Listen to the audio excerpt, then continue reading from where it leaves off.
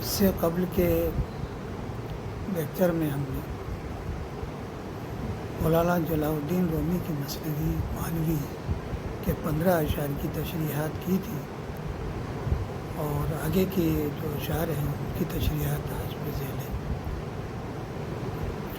16واں شعر ہے کہ باقی میں گوئی تو این با مقال جسم و حاجت در صفات ذوالجلال۔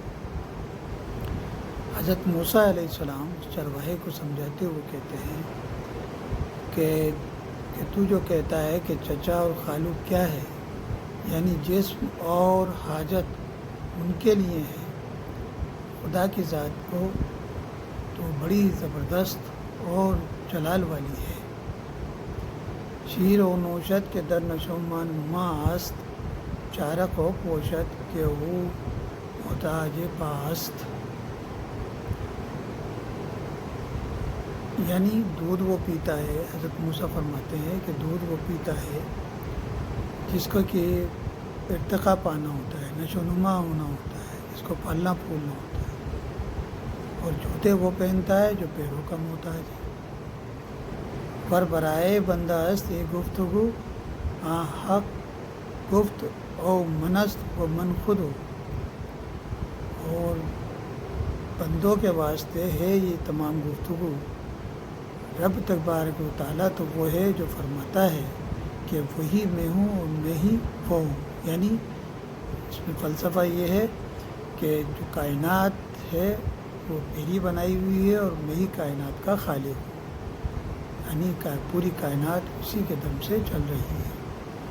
آنکھ کے گفتی مرست الامنات من شدم رنجور و تنہا نشو، وہ تو یہ فرماتا ہے کہ تمام چیزیں اس کی مرضی کے محتاج ہیں۔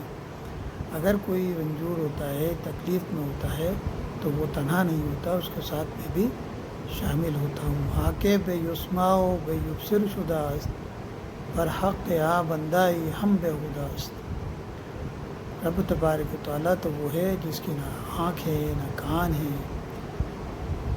ور حق بندہ یہ ہم بے خدا است۔ اور یہ تمام چیزیں آنکھ اور کان سب بندوں کے واسطے ہیں، اس کی شان کے اندر یہ بے خودگی ہے، اچھا درست نہیں ہے۔ بے ادب گفتن سخن بخاص حق، دل بامیراند سیاہ دارد برق۔ اور یہ بے ادبی کی گفتگو جو تو کر رہا ہے خاص اللہ تعالیٰ کے لیے، تو اس کو سن کر گویا اس کو سن کر دل بامیراند، میرا دل کیا ہو رہا ہے، جل رہا ہے، سیاہ دارد برق، جیسے جل کر کاغذ جل کر راکھ ہو جاتا ہے، کالا سیاہ ہو جاتا ہے، اسی طرح سے میرا دل بھی تیری ان باتوں سے جل کر راکھ ہو رہا ہے، جل رہا ہے۔ گر تو مردی را بخوانی فاطمہ، گرچہ یک جنس اند و مرد و زن ہما۔ اگر تو اس کو آگے سمجھاتے ہوئے چرواہے کو حضرت موسیٰ علیہ السلام کہتے ہیں کہ گر تو مردی را بخوانی فاطمہ، اگر تو کسی مرد کو عورت کے نام سے پکارے گا، یعنی فاطمہ لے کر نام لے کر بلائے گا، گرچہ یک جنس اند مرد و زند ہما، حالانکہ مرد و عورت ایک ہی جنس سے ہیں، ایک ہی شے سے ہیں۔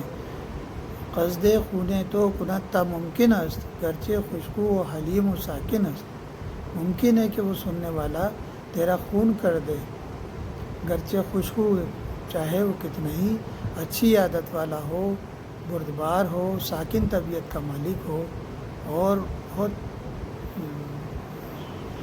سکون حاصل کرنے والا ہو، اس کے باوجود بھی وہ شخص تجھ پر بھرم ہو جائے گا۔ فاطمہ مداست در حق کے زنان، مردرہ گوئی بہت سخت میں سنان۔ چونکہ فاطمہ نام تعریف میں آتا ہے عورتوں کے لیے، یعنی عورتوں کے حق میں یہ فاطمہ نام انہی کے حق میں ہے، انہی کی تعریف میں آتا ہے۔ مردرہ گوئے بہت سخت میں سنان، اگر کسی مرض کو تو یہ بات کہے گا تو اس کو تیر کے سے زخم حاصل ہوں گے۔ دست و پا در حق کے ما ستائش است، در حق کے پا کی حق علائش است۔ پیر اور ہاتھ جو ہوتے ہیں وہ ہماری اور تمہاری تعریف کے لیے ہوتے ہیں۔ در حق کے پا کی حق علائش، خدا کی شان کے اندر یہ تمام چیزیں گندگی ہے، ناپاکی ہے اور آلائش ہے، غلاظت ہے۔ لم یلد لم یولد اور لائق است، والد و مولود را و خالق است۔ وہ جو سورہ اخلاص میں فرماتا ہے قل هو اللہ احد اللہ الصمد لم یلد ولم یولد ولم یکن لہ کفوا احد، وہ فرماتا ہے کہ جس کو میں نے پیدا کیا ہے، یعنی جو والد ہے وہ اور بیٹا دونوں ہی اس کے پیدا کیے، اس کا خالق وہی ہے۔ والد و مولود او خالق است، وہی اس کا خالق ہے، اس کا بنانے والا ہے۔ اور لم یلد اور لم یولد، اور نہ تو اس کی وہ کوئی اولاد ہے، نہ کوئی اس کا باپ ہے، اس کا ہمسر باپ ہے۔ اور لائق ہے، اور یہی اس کے لائق ہے، اس کی شان کے لائق ہے۔ ہر چے جسم آمد ولادت وصف وسط، اور جس چیز کا کہ جسم ہوتا ہے، جو کہ چیز پیدا ہوئی ہے دنیا میں، ولادت اسی کے لیے ہوتی ہے، ولادت کی تاریخ اسی کے لیے بیان کی جاتی ہے۔ ہر چے مولود است وزیز ہوئے جوست، اور جو کچھ پیدا ہوا ہے ایک دن اس کو اس کی طرف لوٹنا ہے، یعنی خدا کی طرف اس کو لوٹنا ہے، جانا ہے۔ زہاں کے از کونو فساد است و مہین حادث است محدثی خواہد، اور جو کچھ بھی دنیا کے اندر فسادات ہوتے ہیں اور جو بھی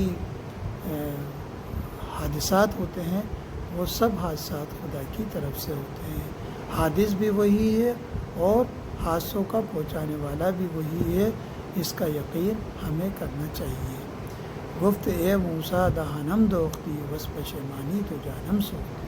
حضرت موسیٰ علیہ السلام نے جب اس پیرائے میں اس چرواہے کو سمجھایا تو اس کو بہت پشیمانی ہوئی، اور اس پشیمانی میں اس نے کہا کہ اے موسیٰ علیہ السلام کہ آپ نے تو میرے منہ کو سی دیا ہے، بس پشیمانی تو جانم سوختی، اور پشیمانی کے سبب، پچھتاوے کے سبب میری جان جل رہی ہے۔ جامارا بدرید و آہی کر تفت سر نہاد اندر بیابان و برف، اور لہٰذا اس نے اپنے کپڑوں کو اس جنون میں پھاڑ لیا اور ایک چلی ہوئی آہ کھینچی اپنے اندر سے، اور سر نہاد اندر بیابان میں برف، اور اس نے اپنا سر کا رخ جنگل کی طرف کیا اور چلا گیا۔ یہ ربائی یہ مثنوی جو مولانا روم کی تھی اس کا انتخاب تھا، وہ آج یہی مکمل ہوتا ہے۔